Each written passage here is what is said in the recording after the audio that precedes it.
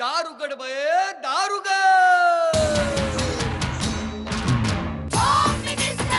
कोणाला बघ, शाळेला उशीर होतो. आज कामवाली बाई पण नाही आली. पदरावरती सरतारीचा मोर नाचरा हवा, पदरावरती सरतारीचा मोर नाचरा हवा. संसारातून वेळ काढून खेळ खेळूया नवा. मांजकर पैठणी घेऊन आला. बहिणी उघडताना रोज वस्तूचं देणार.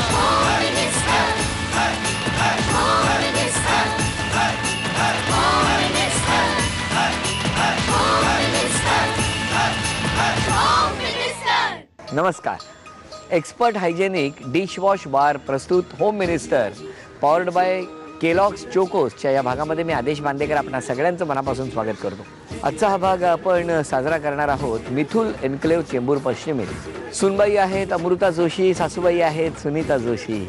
माझी सून चिक्कूसारखी गोड आणि मनाने मऊ आहे. माझी सासू फणसासारखी, बाहेरून कडक पण आतून गोड गऱ्यासारखी. सूनबाई किती हा पसारा. सासूबाई मुलं म्हणली की पसारा व्हायचाच. घरातील सर्व गोष्टी सुनाना जमलीच पाहिजे. असं कसं, सासरचा भार एकट्या सुनेवरच का.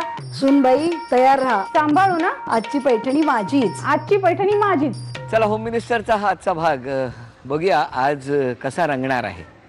सुरुवात करूया आजच्या भागाला. चला. नमस्कार. नमस्कार.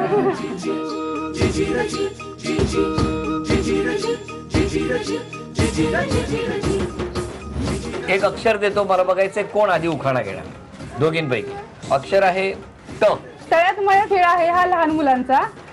विश्वजितरावांचं नाव घेते. आज आहे एक दिवस आनंदाचा. अरे वा, अभिनंदन. अभिनंदन. ही मोठी लक्ष्मी तुमच्याकडे आणि ही लक्ष्मी तुमच्याकडे. बरं, आता ओळख करून द्या सगळे. हे माझे मिस्टर नमस्कार. विश्वजित जोशी. सासूबाई नमस्कार. सासरे नमस्कार. माझी आई नमस्कार. नणंद नमस्कार. जाऊ नमस्कार. आणि दीर. चला सुरुवात करूया गप्पांना. नमस्कार. नमस्कार. नमस्कार. आई तुम्ही बोलणार ना आज? हो. कोणाबद्दल बोलणार सांगा. तुम्ही सुनेबद्दल बोलणार हो. की सुनेला बोलणार? सुनेबद्दल बोलणार. बरं बोला, काय म्हणताय? कशी आहे सून? काय आहे? प्रेमळ आहे, गोड आहे. हो हो. वा. आणि सगळी माहिती आहे, ऑलराऊंडर आहे. सर्व गोष्टीची माहिती आहे. सगळ्या गोष्टींची माहिती माहिती आहे. आहे. कशामुळे? वाचन भरपूर आहे. हां. आणि कुठून आणलीत? नातेपुते. ते गाव आहे तिकडे? हो. तिकडे काय करत होत्या? शिकत होत्या. मग तुम्ही कशाला तिकडे गेलात? मुली शोधत गेलो मुलासाठी. कोणी सांगितलं तिकडे ही मुलगी आहे म्हणून? आहे, ओळखीचे आहेत नातेवाईक, त्यांनी सांगितलं. त्यांनी सांगितलं. बाबा नमस्कार. किती वर्ष आहे लग्नाला? 34 लागला. 35. बरं, तुमच्या दोघांमध्ये कोणाचं कोणाला ऐकावं लागतं घरात? आतापर्यंत माझं त्यांनी ऐकलंय, आता त्यांचं ऐकायला लागतंय. कधीपासून? आता रिटायर झाल्यापासून. हो. रिटायर होस्तोवर ह्यांचं तुम्ही ऐकत होता, आता तुमचं ते ऐकतात. आणि तुमच्या बाबतीत काय, कोण कोणाचं ऐकतं? दोघं एकमेकाचं. एकमेकांचं. काय हो, खरं सांगा, कोण कोणाचं ऐकतं? सूनच ऐकते मुलाचं. हो. हो. मुलगा सुनेचं नाही ऐकत. नाही ऐकत. का असं झालंय हट्टी? हा, का असा? बरं, असा का इतका हट्टी झाला? रविवार गेलं. बरोबर आहे. आई हट्टी आहे का? ह्यांचा स्वभाव हट्टी आहे? हा? आईचं पप्पा ऐकत होते ना. आईचं पप्पा ऐकत होते म्हणून. तर बरं मला सांगा, हे पाठीमागे काय लिहून ठेवलं एवढं? हे माझ्या मिस्टरांचा बर्थडे होता ना लास्ट टाइम, तर त्यावेळेस मी त्यांच्या मित्रांना बोलवते, त्यांना सरप्राईज गिफ्ट द्यायसाठी काहीतरी गिफ्ट द्यायचं म्हणून सगळे लहानपणापासूनचे मित्र बोलवले. ते ऑफिस मधून घरी येण्याच्या आधी, आणि त्यांनी मित्रांनीच वेलकम केलं मग यांना. आणि मग केक वगैरे करून झालं की मी सांगितलं प्रत्येकाला एक तरी वन लाईनर काहीतरी लिहा मित्रांनी तुमच्या मित्राबद्दल. अरे हे काय कुठल्या मुलीने लिहिलंय? रोज सकाळी आणि नाही मित्रांनी 7 वाजता तुझी आठवण येते. काय हो, कोण तुमची आठवण काढतो संध्याकाळी 7 वाजता? काय हो, मित्र संशयास्पद वाक्य आहे. मित्र आहे असं त्याने सांगितलं असेल, पण हे काय भयानक आहे वाक्य? काय माझ्या समोर लिहिले ना. तुमच्या समोर लिहिलंय? हे कोणीतरी लिहायला सांगितलं असेल ऑफिसमध्ये. कोणी लिहिलंय हो? ते आता सगळ्यांसमोर कसं सांगणार? नंतर सांगा. बरं मला सांगा, ह्या प्राण्यांपैकी तुम्ही सांगाव सासरे बॉस, ह्यांचा स्वभाव कुठल्या प्राण्याच्या स्वभावाची जुळतो? गाय सारखा. हा, गाय. यांचा स्वभाव गायीसारखा आहे. तुमचं काय म्हणणं आहे? बायकोचा स्वभाव यापैकी कुठल्या प्राण्यासारखा आहे? वाघ. वाघ. मग वाघासारखा स्वभाव? काय डरकाळ्या फोडता की काय? मग का वाघ का म्हणाले? त्यांनाच विचारा. वाघ का म्हणाला सांगा तुम्ही?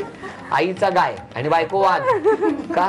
आई तर पप्पा म्हणाले. अच्छा, पप्पा म्हणाले. बरं तुम्ही सांगा, आईचा स्वभाव याच्यापैकी कोणासारखा? आता गाय आणि वाघ गेलेला आहे. घोड्यासारखा. का? सारखी पळत असते. सारखी आई पळत असते. आणि सुनबाईंचा स्वभाव कसा आहे? सिंहासारखा आहे. सिंहासारखा. मला वाटतंय उद्यापासून ह्याला पिंजऱ्यातच ठेवणार. हे वाघ म्हणताय, ते सिंह म्हणताय, म्हणजे सगळी अशी हिंस्त्र नावं घेतलेली आहेत. का असं म्हटलं? तो प्राणीमध्ये कसा सिंह राजा असतो. राजा असतो ना. तसं घरामध्ये राजे ना तसं राणी एक माणूस कोण असतो तो सिंहासारखा. वा वा वा, किती छान म्हटलेलं आहे की आतापर्यंत सासूबाईंना थोडक्यात त्यांनी सांगितलं आता सेवानिवृत्तीचा काळ आलेला आहे आणि आता घराचा राजा किंवा घराची राणी म्हणून आता सुनेकडे ते हक्क द्या सगळे. हा, असं जणू काही सांगायला लागलेत ते. बरं, आता तुम्ही सांगा सासूबाईंचा स्वभाव कसा आहे? सिंह. सिंह का? राजा ना, सगळे ऐकतात त्यांचं. हा, तर ह्यांच्याकडनं चावे यायचे आहेत ना. आणि आता तुम्ही सांगा सुनेचा स्वभाव यापैकी कसा आहे? ती माझ्यासारखीच आहे ना. म्हणजे काय? सिंह वाघ. हो. आज सध्या सिंहाचे शेअर्स वाढलेले त्या दोन्ही गटांना आता प्रश्न विचारतो. पहिला प्रश्न सुनबाईंना, तुमच्या कोणत्या वैशिष्ट्याचे सासूबाईंना खूप कौतुक आहे? घरातल्या सगळ्या व्यक्तींकडे लक्ष देते. चुकलं ना? काय सांगा बरोबर काय आहे? ऑलराऊंडर आहे ती, सगळं येतं तिला. हा, वैद्यकीय येतं, ज्योतिषशास्त्र वैशिष्ट्य येतं. असं आहे ओके. की वैद्यकीय हा. उपायांचं खूप ज्ञान आहे खूप ज्ञान आहे तुम्हाला.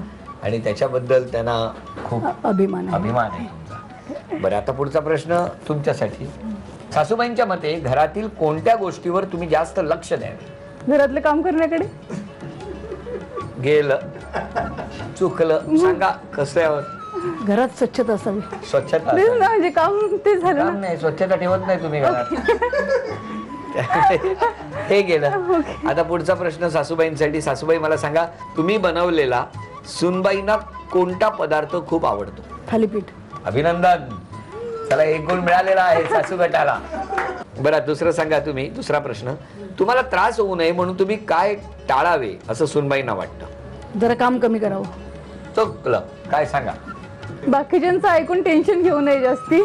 कळलं तुम्ही? खूप टेन्शन घेतात सगळ्यांचं. त्यांचं घेऊ नका टेन्शन, ऑलरेडी हे टेन्शन खूप आहे तुम्हाला. चला, त्यामुळे हा गुण पण गेला. आता सासरे भाऊ, तुम्हाला प्रश्न आहे. बघूया सूनबाईंना तुम्ही गुण मिळवून देता का? तुमच्या पत्नीला अतिशय आवडणारा छंद कोणता? शिक्षण शिकवायचं मुलांना. मुलांना शिकवणे. अभिनंदन, चला 1 गुण बाबांनी मिळवून दिलेला आहे. बाबा शांत बसले आहेत पण अचूक वेळी अचूक उत्तर देतात आणि 1 गुण मिळवून देतात. आता चिरंजीवाकडे पाळी आहे, तुम्ही काय करताय ते बघतो. तुमच्या पत्नीला कुठे फिरायला जायची इच्छा आहे? भारत दर्शन वगैरे. भारत दर्शन उत्तर बरोबर आहे. अभिनंदन, 1 गुण मिळाला. आणि त्यानंतर संपूर्ण जग बघायचंय त्यांना, म्हणजे तोपर्यंत आहेत ते पण जात आहेत. काय पैसे? तुम्ही का असले सगळेजण? पैसे. हा, चला आतापर्यंत बघितलं तर 2 आणि 1 गुण आहे. नमस्कार. नमस्कार. चला, दोन्ही बाजूला गट सज्ज झालेले आहेत. बरं, इथे कोण कोण आहे ओळखीचं, परिचयाचं सांगा. माझी आई आहे आई आहे इथे. नमस्कार. आई अगदी पाठीशी उभी आहे तुमच्या. बाजूला जाऊ आहे माझी. जाऊ आहे. हा. आणि या बाजूला काय आहे? आई सांगा. ही माझी मुलगी पुण्याला असते. नमस्कार. तो भातचा माझा. नमस्कार. आणि हे माझ्या सोसायटीतले सगळे. नमस्कार. नमस्कार. सगळ्यांची ओळख तर झाली आणि आता आपण एका विषयावरती चर्चा करणार आहोत. मला असं विचारायचं आहे की आजच्या सुना परावलंबी आहेत का? म्हणजे दुसऱ्यावर अवलंबून राहतात का? माझं म्हणणं आहे की शैक्षणिक दृष्ट्या किंवा इतर गोष्टीत त्या स्वावलंबी आहेत, हां, पण घरातल्या गोष्टीत त्या परावलंबी आहेत.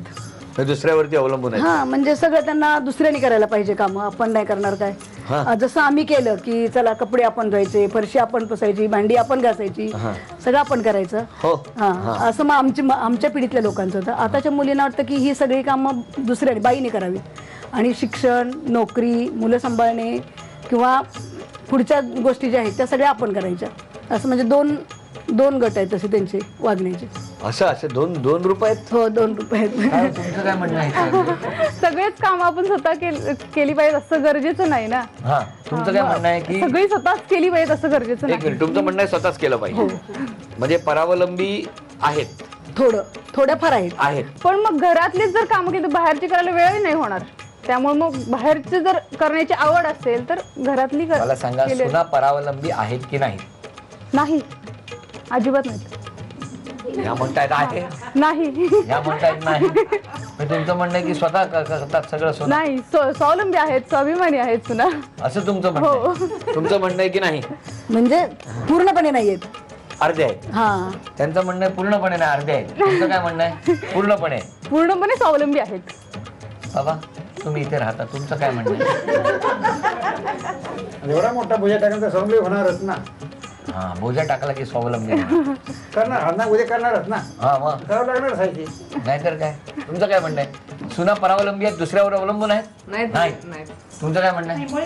मुळीच नाही, स्वावलंबी आहेत. आई तुमचं काय म्हणणं आहे? कसं आहे, परावलंबी म्हणता येणार नाही. हा, जर आपल्याला पैसा आहे तर आपण कोण घ्या, बाकीच्यांच्या 4 जणांना कामं मिळतात त्यांनाच फायदा होईल. जर आपल्याकडे पैसा तर आपण रोजगार 4 जणांना मिळेल, असं तुमचं म्हणणं असं माझं मत. तुमचं काय म्हणणं आहे? 50-50% म्हणजे परावलंबी पण त्यांना लागतेच गरज बऱ्याच जणांची. म्हणजे घरात कोणीतरी हवं असं वाटतंच प्रत्येक जणांना. मदतीला कोणतरी असावं असं वाटतंच तुम्हाला? म्हणजे बाहेर पडलं तर घरात कोणीतरी हवं असं. तुमचं काय म्हणणं आहे? हो, तेच ना. बाहेर पडलं तरी ते पण स्वतःच काहीतरी कर्तृत्व करूनच करणार आहे ना घरातलं. आता समजा कोणाकडून काम करून घेते तर त्यासाठी आपली पण तेवढी ऐपत हवी ना, करायला हवे. स्वतः काहीतरी करत असेल तर दुसऱ्याकडून करून घेतलं तर ठीक आहे. जर काहीच नाही करत, नुसतं करत असेल तर आपणच करायला पाहिजे. तुमचं काय म्हणणं आहे? माझं म्हणणं असं आहे की मी तर होतेच की राहिले मुंबईतच, माझी 35 वर्ष झाली. मी 10 तास क्लास घेत होते आणि घरातलं सगळं मीच करत होते. म्हणजे तुम्ही स्वावलंबी होता? हो, बरोबर. हो, सगळं मी केलं. म्हणजे त्यांची अशी इच्छा आहे की तुम्ही तसं करावं? नाही शक्य होणार. नाही शक्य होणार. बरं, या सगळ्या गोष्टींवरती मगाचपासून एक व्यक्ती फक्त हसते. कधी आईच्या बाजूने हसते, कधी बायकोच्या बाजूने हसते. त्यांचं काय म्हणणं आहे ते मला आता त्यांना घाम फुटलाय. काय म्हणणं काय? अमृताचं बरोबर आहे.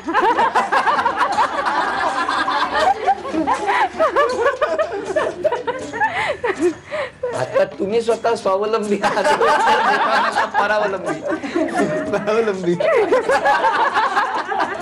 चला, ही झाली प्रत्येकाची मतं. पण आता या ठिकाणी मी प्रत्येकाला कागद देणार आणि प्रत्येकाने आपल्या मनातलं मत त्यामध्ये लिहायचं आहे. ज्यांना सासूबाईंचं बरोबर वाटलं त्यांनी सासू असं लिहायचं, ज्यांना सूनबाईंचं बरं वाटलं त्यांनी सून असं लिहायचं.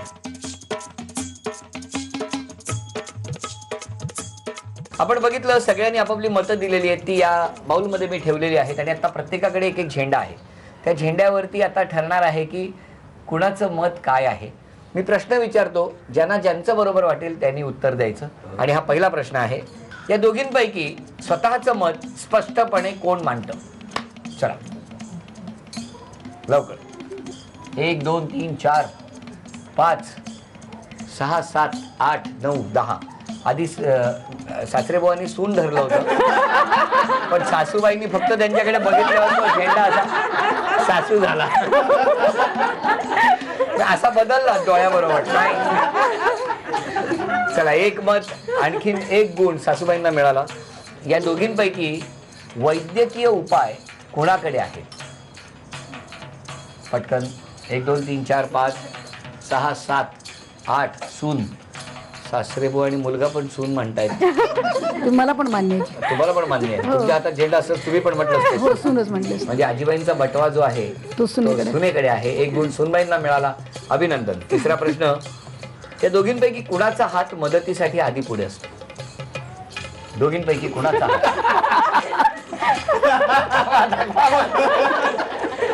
मामांची स्थिती म्हणजे वाटतं असं असं असं. 1 2 3 4 5 6 7 8 9 10. 10 जणांचं म्हणणं आहे सासू. हा गुण सासूबाईंना मिळाला. पुढचा प्रश्न आहे, वाचनालयात कोंडून ठेवलं तर या दोघींपैकी कोण सुखी होईल? तर 1 2 3 4 5 6 नाही, इकडे 5 जण म्हणतात सून, इकडे एक मत आलेलं आहे, म्हणजे 6 जणांचं म्हणणं आहे सून. हा गुण सूनबाईंना मिळाला, अभिनंदन. त्या दोघींपैकी पैठणी कोण जिंकेल असं वाटतंय? बघू, प्रत्येकाची मतं द्या. 1 2 3. अच्छा, 1 2 3. बाबा तुमचं काय चाललंय नेमकं? तुमचं काय चाललंय बघूया. इकडे पण सून आलंय, पैठणीचा मुद्दा आला की सून. हा, इथे पण सून म्हणते. अरे आता 2 मिनिटापूर्वी सासू होतं, इकडं पाठ फिरल्याबरोबर सून आहे. त्यामुळे 1 2 3 4 5 जणींचं म्हणणं आहे सून आणि 5 जणींचं म्हणणं आहे सासू. त्यामुळे हा गुण कोणालाही मिळणार नाही. सूनबाईंचे गुण आहेत 3, तर सासू गटाचे गुण आहेत 4. आता यानंतर ते मगाच प्रश्न स्वावलंबी परावलंबी आणि त्याबद्दल किती जणींनी काय मतं दिलेली आहेत, कोणी कोणाच्या बाजूनी कौल दिलाय ते बघूया. चला, एक एक मत मोजायला सुरुवात करतो. सासू किती झाले? 4 आणि 1 5. 4.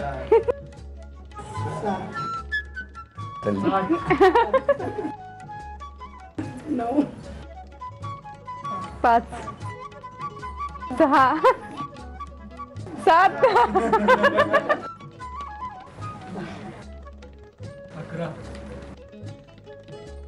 8 9 10 11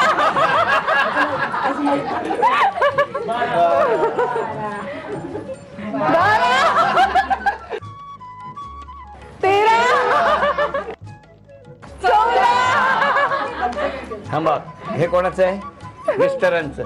काय सासूबाईला खाते? खालचं एक आहे की अजून? थांबा, आता हे मत बघूया कोणाच्या बाजूने. तुमचे किती झाले? 14. तुमचे किती आहे? 12.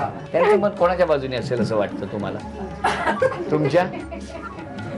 माझे हात तरतर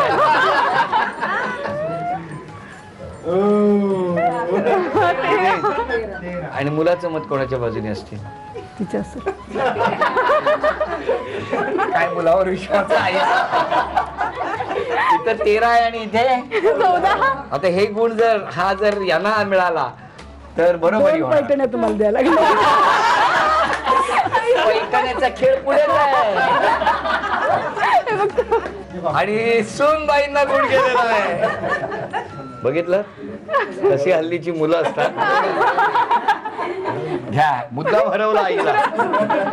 आणि 15 गुण मिळवून विजेता ठरलेला गट आहे सून गट. अभिनंदन. 1 2 3 4 5 6 7 8 9 10 11 12 13 14 15. ही लक्ष्मी तुमच्याकडे आणि संपूर्ण गटाला हे बक्षीस झी मराठी. अभिनंदन. आणि आता बघूया कोण जिंकणार आजच्या भागातली पैठणी. या खेळामध्ये हे वरती 12 एका रंगाचे तुकडे ठेवलेले आहेत, गोलाकार असे तुकडे आहेत आणि बाजूला कॉईन ठेवलेली आहेत, काही नाणी आहेत. खेळ सुरू झाल्यानंतर एका तुकड्यावरती एक नाणं अशा पद्धतीने ठेवायचं किंवा अशा पद्धतीने ते टाकायचं आहे, जेणेकरून तळाशी जाऊन तो एक एक तुकडा आणि त्यावरती ते नाणं राहील. बघा नीट ऐका, तळाशी जाऊन एक एक रंगाचा तुकडा आणि त्याच्यावरती ते नाणं असणं गरजेचं आहे. जितके कमी तुकडे या खेळाच्या शेवटी वरती तरंगत असतील त्या आजच्या भागातल्या होम मिनिस्टर ठरणार आहेत आणि ज्या होम मिनिस्टर ठरणार त्यांना मिळणार आहे पैठणी. 1 2 3. चला, वेळ सुरू झाली.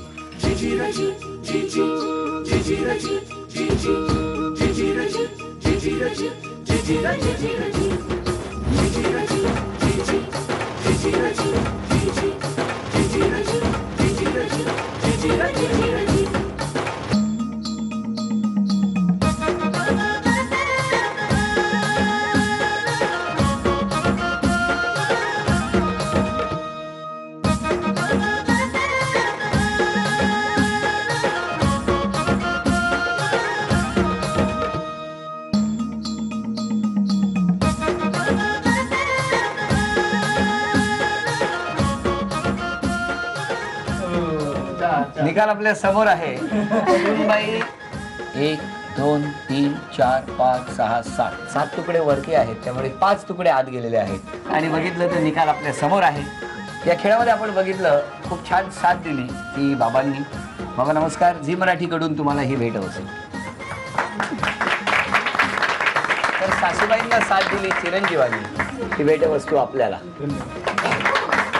उपविजेत्या ठरल्या सूनबाईंना झी मराठीकडून हे चांदीचं नाणं. आजच्या भागातल्या होम मिनिस्टर ठरल्या सासूबाईंना तथास्तु पुणे यांच्याकडून ही पैठणी.